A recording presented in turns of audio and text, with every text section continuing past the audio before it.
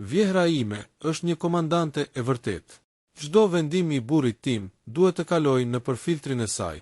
Fillimisht e mendova si një humor të vogël familjar, derisa kuptova se çdo gjë që bëja për të fituar dashurinë dhe respektin e tij, ajo e shihte si sfidë.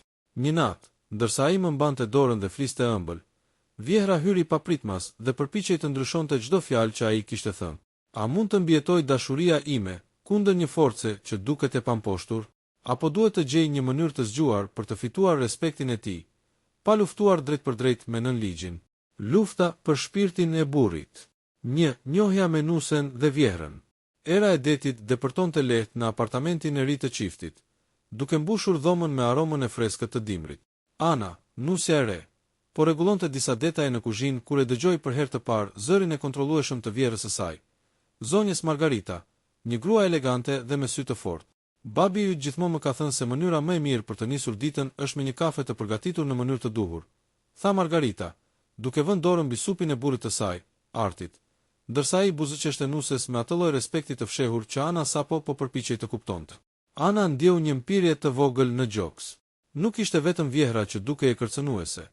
Ishte mënyra se si ajo kontrollonte çdo gjë rreth Artit, çdo vendim, çdo fjalë, çdo gest. Ajo nuk donte të krijonte konflikt, por diçka brenda saj i thoshte se duhet të gjente një mënyrë të mençur për të fituar respektin e burrit, dhe ndoshta edhe të Vjerës. 2. Incidenti i parë. Ditën tjetër, Artin e mori një vendim i vogël që Ana e kishte planifikuar për shtëpinë, të ndryshonte mobiljet e dhomës së gjumit. Por kur Margarita hyri pa paralajmërim dhe pa qëndrueshmërisht komentoi: "Arti, më duket se kjo nuk është zgjedhja më e mirë, nuk do të duket elegante. Le të bëjmë siç them unë." Ana ndjeu zemrën të i rrihte fort, por vendosi të qetësohet. Ajo nuk mund të luftonte drejt për drejt. Në vend të kësaj, ajo vendosi të studionte sjelljen e Vjerës dhe të gjejë mënyra të vogla për të fituar respektin e burrit në mënyrë të mençur. 3. Strategjia e fshehtë e Anës. Ana filloi të bënte gjëra të vogla që vlerësoheshin nga Art. Kur Margarita vinte me kritika, Ana i përgjigjej me qetësi dhe me mençuri. "Faleminderit për sugjerimin, unë do ta mendoj dhe do të provoj ta përmirësoj." Gradualisht, Art filloi të shihte përpjekjet e saj dhe të vlerësonte durimin dhe mençurinë e saj. Një ditë, ndërsa ata bënin darkë së bashku, Art tha: "Ana, nuk e di si ja bën, por gjithmonë gjen mënyra të qeta për të zgjidhur situatat. Unë e vlerësoj shumë këtë tek ty." Këto fjalë ishin si zjarri i vogël që ndezi shpresën tek Ana. Ajo kuptoi se nuk duhej të sfidonte Margarita direkt. Duhej të ishte më e zgjuar, më strategjike, dhe të krijonte situata ku Art do ta vlerësonte atë pa u ndjerë i detyruar. 4. Konflikti i madh. Një javë më vonë, Margarita planifikoi një darkë familjare, ku pranoi vetëm mendimet dhe sugjerimet e saj. Ana e kuptoi që ky ishte testi i madh. Në vend që të kundërshtonte hapur, ajo përgatiti një tryez të veçantë që i bashkonte të dy shijet, të sajën dhe të Vjerës. Kur Margarita pas zgjedhjet e Anës, fillimisht u acarua, por kur Arti bëri komplimente nuses: "Ky është vendimi më i mirë që mund të bëhej. Faleminderit që mendove për të gjithë ne." Vjehra heshti. Ajo kuptoi se Ana nuk ishte kërcënim. Ajo ishte një partner i mençur dhe i kujdesshëm, që dinte të balanconte respektin dhe dashurinë. 5. Fitoria e Anës. Gradualisht, Margarita filloi të respektojë mënyrën e Anës për të marrë vendime. Ata nuk u bën shoqe të ngushta menjëherë, por Ana kishte fituar një lloj respekti të heshtur, dhe Art filloi të mbështeste vendimet e saj pa tension. Ana mësoi se dashuria nuk është vetëm pasion.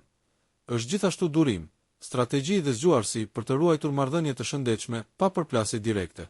Dhe mbi të gjitha, ajo mësoi se ndonjëherë të fitosh shpirtin e burrit nuk do të thotë të luftosh armiqtë e tij, por të shndërrosh armiqt në aleat. Lufta për shpirtin e burrit, intensifikimi i konfliktit. 1. Sulmi i papritur i Vjerës. Pas disa javësh që Ana kishte arritur të krijonte një lloj respekti të heshtur nga Margarita, Vjehra nuk kishte ndërprer vëzhgimin. Ajo ndjeu se po humbte kontrollin mbi burrin dhe filloi të ndërmerte, hapa më agresive, për ta rikthyer autoritetin e saj. Një mëngjes, Ana u zgjua në zhurmën e Margaritas, duke rregulluar dollapet në dhomën e gjumit. "Arti, më duket se ky vendim nuk është i duhuri. E di që Ana po përpiqet, por ndonjëherë duhet të dëgjojmë mendimin e dikujt me përvojë," tha Margarita me zërin e saj të fortë dhe dominues. Ana ndjeu tensionin duke rritur adrenalinën, por ajo tashmë kishte mësuar një sekret: të mos reagonte me zemërim. Në vend të kësaj, ajo buzëqeshi dhe tha qetësisht: "Faleminderit për sugjerimin. Unë do ta provoj këtë metodë të re dhe do të shohim si funksionon." Arti shikoi të dyja dhe tha thjesht: "Le të provojmë dhe të shohim rezultatet. Të dy keni të drejtë."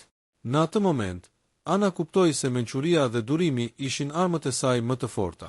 2. Strategjia e fshehtë e Anës. Ana filloi të përdorte një teknik të mençur për të marrë respektin e burrit, pa përplasur drejt për drejt vjerën. Ajo filloi të dokumentonte çdo përpjekje të saj për të bërë shtëpinë më të rehatshme, gatimin më të mirë dhe vendimet më të balancuara.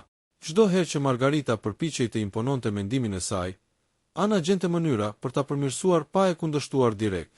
Ajo krijonte situata ku Art ishte dëshmitari i mençurisë së saj dhe filloi ta mbështeste atë hap pas hapi. Një ditë, Ana përgatiti një darkë surprizë për Art dhe Margarita, duke kombinuar shijet e të dyjave. Margarita, e befasuar nga përpjekja e Anës, nuk mund të kundërshtonte. "Kjo është e jashtëzakonshme, si e di ti?" Ana buzëqeshi. "Vetëm përpiqem të mendoj për të gjithë ne." Art nuk mbante dot emocionet. "Kjo është arsyeja pse të dua, Ana. Je gjithmonë një hap përpara." Kjo fjalë ngjalli një ndjenjë triumfi tek Ana. Ajo po fitonte respektin e burrit, dhe Margarita filloi të ndjente se autoriteti i saj po sfidohej në mënyrë të butë, por të pakthyeshme. 3. Kriza e madhe familjare. Gjithçka ndryshoi kur një krizë e papritur goditi familjen. Një problem financiar i madh doli nga biznesi i vjerës. Margarita, që gjithmonë kishte vendosur tonin, u gjende pafuqishme. Ana pa një mundësi për të treguar aftësitë e saj dhe për të fituar respektin e plotë të Artit dhe Margaritas. Ajo filloi të ofronte zgjidhje praktike, duke përdorur durimin dhe mençurinë që kishte zhvilluar gjatë muajve të fundit. "Ne duhet të mendojmë se si të balancojmë shpenzimet dhe të ruajmë biznesin," tha Ana, duke prezantuar një plan të qartë dhe të organizuar. Art ishte i mahnitur. "Po, kjo është ajo që duhej bërë. Nuk e kisha menduar në këtë mënyrë." Margarita heshti, e tronditur nga aftësia e nuses për të menaxhuar situatën. Ana nuk e sfidoi vjehrën, ajo thjesht tregoi se ishte e aftë dhe e besueshme. 4. Një moment i ndjeshëm. Pas krizës, Art u ndjej i mbushur me respekt dhe dashuri për Anën. Ai e kuptoi se mençuria dhe qetësia e saj nuk ishin vetëm për të bërë paqe me vjerën, por edhe për të ruajtur familjen dhe martesën. Një mbrëmje, ndërsa të dy ishin vetëm në dhomë, ai tha: "Ana, nuk di si ta falenderoj. Ti ke bërë gjithçka për të ruajtur këtë familje, dhe unë e vlerësoj çdo gjë." Ana e kuptoi se sakrificat dhe strategjia e saj po jepnin rezultat. Ajo nuk kishte nevojë të luftonte me Margarita. Ajo kishte fituar respektin dhe dashurinë e burrit në mënyrë të pastër dhe të mençur. 5. Transformimi i marrëdhënies me vjehrën. Me kalimin e kohës, Margarita filloi të shihte Anën jo si kërcënim, por si partner të vërtet të familjes. Ajo nuk e pranonte menjëherë, por ngadalë filloi të mbështeste vendimet e saj. Ana mësoi një mësim të rëndësishëm. Dashuria dhe respekti nuk fitohen me luftë, por me mençuri, durim dhe aftësi për të kuptuar dhe për të bashkëpunuar. Ajo e kishte fituar shpirtin e burrit të saj, dhe ky ishte triumfi më i madh që mund të kishte imagjinuar. Lufta për shpirtin e burrit, kulmi dhe zgjidhja 1. Konflikti i papritur. Pas disa muajsh, marrëdhënia mes Anës dhe Margaritas kishte përmirësuar ndjeshëm, por tensionet nuk ishin zhdukur plotësisht. Një festë e madhe familjare erdhi si test final. Margarita vendosi që të organizojë gjithë ngjarjen sipas mendimit të saj, nga menyja, dekorimet, deri tek lista e mysafirëve. Ana e kuptoi që ky ishte momenti për të treguar aftësitë dhe mençurinë e saj një herë e përgjithmonë. Në vend që të kundërshtonte hapur, ajo përgatiti një plan të vogël strategjik që bashkonte traditat e Margaritas dhe preferencat moderne të Anës. Kur festa filloi, Margarita fillimisht ishte skeptike dhe kontrollonte çdo detaj, por ndërsa mysafirët filluan të vlerësonin ambientin, ushqimin dhe organizimin, Margarita pas Ana kishte arritur të krijojë një atmosferë të përkryer që bënte të gjithë të ndiheshin të mirëpritur. 2 moment i madhe emocional. Gjatë darkës, Art ngriti gotën dhe tha me zë të lartë: "Faleminderit Ana, për gjithçka që ke bërë. Ti ke arritur të bashkosh familjen dhe të krijosh një atmosferë që askush nuk mund të harrojë." Margarita ndjeu një ndjesi të pazakontë, respekt dhe mirënjohje për Anën. Ajo e kuptoi se nusja e saj nuk ishte vetëm bashkëshortja e Artit, por edhe një aleate e fuqishme që mund të ndihmonte familjen. Ana e përqafoi vjehrën dhe tha me qetësi: falënderimet nuk janë vetëm për mua, por për të gjithë ne që e bëjmë këtë familje të fortë. Në atë moment, tensioni u shpërbë dhe Margarita e kuptoi se kontrolli i saj nuk ishte më i nevojshëm, dashuria dhe respekti kishin fituar vendin e tyre. 3. Shprehja e respektit dhe bashkëpunimit. Pas festës, Margarita u afrua tek Ana në mënyrë private. Në fillim, nuk e kuptoja se sa e vështirë është të menaxhosh çdo gjë me durim dhe mençuri. Ti ke fituar respektin tim dhe atë të Artit. Ana buzëqeshi. Faleminderit. Unë gjithmonë kam dashur të krijoj harmoninë në këtë familje, dhe jo të luftojmë mes nesh. Kjo ishte pika e kthesës, marrëdhënia e tyre nuk ishte më konfliktuale. Ata filluan të bashkëpunonin në vendime të rëndësishme familjare, duke krijuar një marrëdhënie të ekuilibruar dhe të respektuar nga të gjithë. 4. Mësimi i dashurisë dhe respektit. Ana kuptoi diçka që ndryshoi jetën e saj. Dashuria nuk është vetëm pasion dhe emocion. Ajo kërkon durim, mençuri dhe aftësi për të kuptuar sjelljet dhe perspektivat e të tjerëve. Nuk duhej të fitonte një betejë me Margaritan. Duhej të fitonte respektin e Artit në mënyrë strategjike, duke ruajtur harmoninë në familje. Art, nga ana e tij, filloi të vlerësonte jo vetëm dashurinë e Anës, por edhe aftësinë e saj për të ruajtur marrëdhënie të shëndetshme mes tij dhe nënës së tij. Ai kuptoi se Ana ishte një partner i vërtet për jetën dhe sfidat e përbashkëta. 5. Epilogu, fitoria e harmonisë. Me kalimin e kohës, marrëdhënia mes Anës dhe Margaritas u forcuar. Ata nuk u bën shoqe të ngushta menjëherë, por respekti dhe bashkëpunimi u bën baza e familjes. Ana kishte fituar shpirtin e burrit dhe kishte krijuar një ambient ku dashuria dhe respekti ishin prioritet.